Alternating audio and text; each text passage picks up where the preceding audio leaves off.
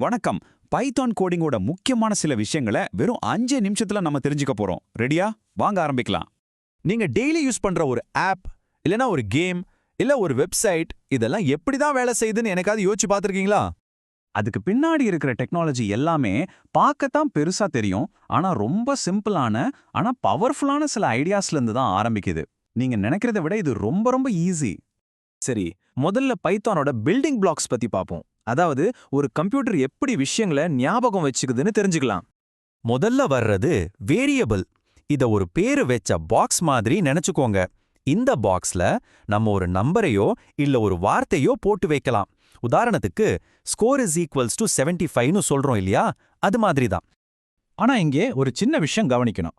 நம்பர்ஸை சேவ் பண்ணும்போது score is equal to 75ன்னு நேரடியா எழுதிடலாம். ஆனா ஒரு பேரையோ இல்ல வேற ஏதாவது டெக்ஸ்டையோ சேவ் பண்ணும்போது நேம் இஸ் ஈக்குவல் டு EMCன்னு எப்பவுமே இந்த மாதிரி டபுள் கோட்ஸ்குள்ள தான் கொடுக்கணும். இது ரொம்ப முக்கியம். சரி, இப்போ அடுத்த கட்டத்துக்கு போலாம். நம்ம எழுதுற கோடு எப்படி சுயமாக முடிவெடுக்குதுன்னு பாப்போமா? இது ஒரு ரோடுல போயிட்டு இருக்கும்போது ரெண்டா பிரிற மாதிரி. இத நாம இஃப் எல்ஸ் ஸ்டேட்மெண்ட்னு சொல்லுவோம். ரொம்ப சிம்பிள். முதல்ல கோடு ஒரு கேள்வி கேக்குது. இஃப் ஸ்கோர் கிரேட்டர் than 35, அதாவது ஸ்கோர் 35 விட அதிகமா இருக்கா?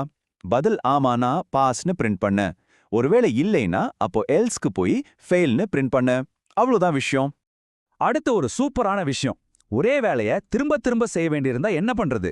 அதுக்கு தான் லூப்ஸ் இருக்கு. இதோட பவர் என்னன்னு இப்ப பாருங்க. ஒரு நிமிஷம் யோசிச்சு பாருங்களேன். ஒரு 5 ஸ்டூடெண்டோட டீடைல்ஸை ப்ராசஸ் பண்ணணும்னா இப்படி ஒவ்வொருத்தருக்கும் தனித்தனியா லைன் எழுதணும். இதுவே 1000 ஸ்டூடெண்ட்ஸ் இருந்தா முடியவே முடியாது இல்லையா? ரொம்ப கஷ்டம். ஆனா பைத்தான்ல இதுக்கு ஒரு சூப்பரான சுலபமான வழி இருக்கு. இந்த மொத்த வேலையும் வெறும் 2 லைன்ல முடிச்சிடலாம். பாருங்க, இந்த ஃபார் லூப் என்ன பண்ணுதுன்னா கம்ப்யூட்டர் கிட்ட இந்த வேலையை 5 தடவை ரிப்பீட் பண்ணணும்னு சொல்லுது. நாம for I in range of 5 அப்படின்னு ஒரு லைன் எழுதுனா போதும். அதுவே மத்தத பாத்துக்கும். சரி, நம்ம ப்ரோக்ராம் கொஞ்சம் கொஞ்சமா பெருசாகும்போது கோட் எல்லாம் ஒரே இடத்துல குழப்பமா இருக்கும். அதை நீட்டாவும் திரும்ப திரும்ப யூஸ் பண்ற மாதிரியும் வச்சுக்க வேண்டாமா? அதுக்கு தான் ஃபங்க்ஷன்ஸ் மற்றும் கிளாஸஸ் நமக்கு உதவுது. ஃபங்க்ஷன்னா என்ன? சிம்பிளா சொல்லணும்னா அது ஒரு ரெசிபி மாதிரி. ஒரு தடவை எழுதி வச்சுட்டா நமக்கு தேவைப்படும் போதெல்லாம் அதோட பேரை சொல்லி கூப்பிட்டா போதும். அந்த வேலையை அது செஞ்சிடும். அடுத்தது கிளாஸ். இத ஒரு வீட்டுக்கான ப்ளூ பிரிண்ட் மாதிரி யோசிங்க. கிளாஸ் லேப்டாப்ன்றது ஒரு லேப்டாப்கான ப்ளூ பிரிண்ட். அதுல என்னென்ன இருக்கணும், விலை, ப்ராசஸர் மாதிரியான விஷயங்கள். இந்த ஒரே ப்ளூ பிரிண்ட்டை வச்சு நம்ம HP, டெல்னு வெவ்வேறு லேப்டாப்பை உருவாக்கலாம். இந்த ஒவ்வொரு லேப்டாப்பும் தான் ஒரு ஆப்ஜெக்ட். ஓகே, இதெல்லாம் கத்துக்கிட்டோம். இத வச்சு நிஜ வாழ்க்கையில என்னதான் பண்ண முடியும்? வாங்க அத பாப்போம். நம்ம பார்த்த அந்த இஃப் எல்ஸ் இருக்கே, அதுதான் உங்க இமெயில்ல வர்ற ஸ்பாம் மெசேஜஸை கண்டுபிடிக்குது. நாம யூஸ் பண்ண லூப்ஸ் தான் உங்க சோஷியல் மீடியா ஃபீடா மறுபடியும் புதுப்பிக்குது.